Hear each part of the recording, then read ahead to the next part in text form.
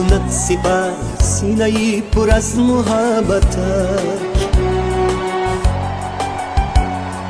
کیست آن کند ظفر در نبرد دشمنان ملتش.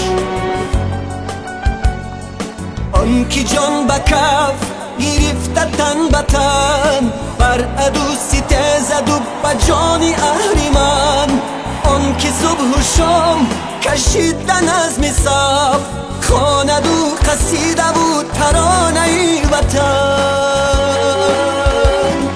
کیست سر سپرده وطن؟ من و تویه آن که دوست دارد این چمن. من و تویه کی سر سپرده وطن. من و تویم آن که دوست دارد این چمن. من و تویم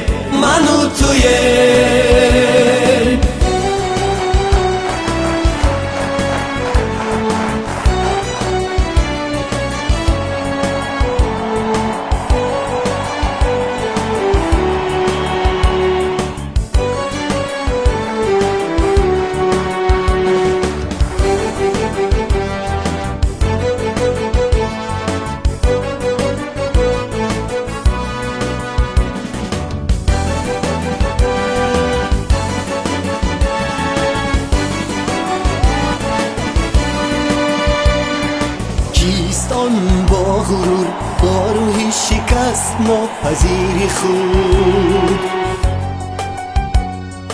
دشمنی خیانت از فدایی بر دیاری بی نظیر خود. آن که بازداری نامی ملت است، ره سپاری راهی بر دوام ملت است. آن که صادقانه خدمت وطن، میکند برای او به نرخ جان و تن. کیست سر سپرده وطن؟ من و تویه آن که دوست دارد این چمن. من و تویه کی سر سپرده وطن. من و تویم آن که دوست دارد این چمن. من و تویم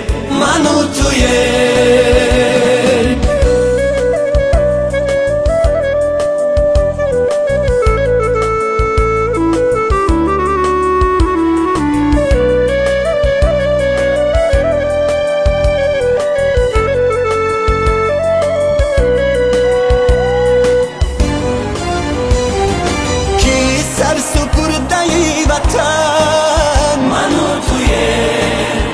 و تویه آن که دوست دارد این چمن. من و تویه کی سر سپرده وطن. من و تویم آن که دوست دارد این چمن. من و تویه